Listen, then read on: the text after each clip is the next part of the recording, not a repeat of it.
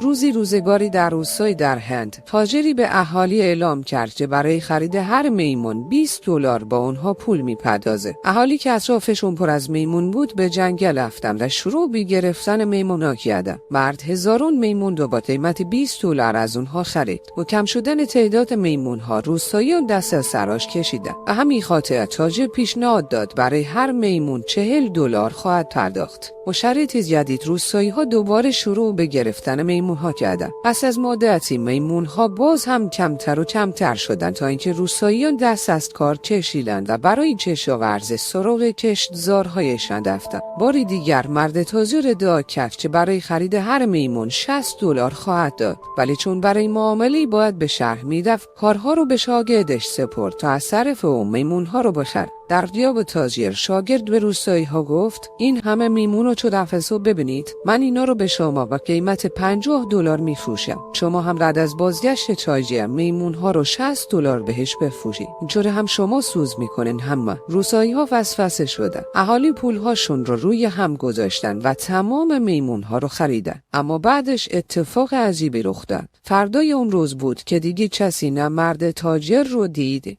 نه شاگردش رو و تنها روستایی‌ها ماندند و یک دنیا میمون. اگه از داستان ما خوشتون اومد کانال ما رو سابسکرایب کنید و زنگوله رو بزنید.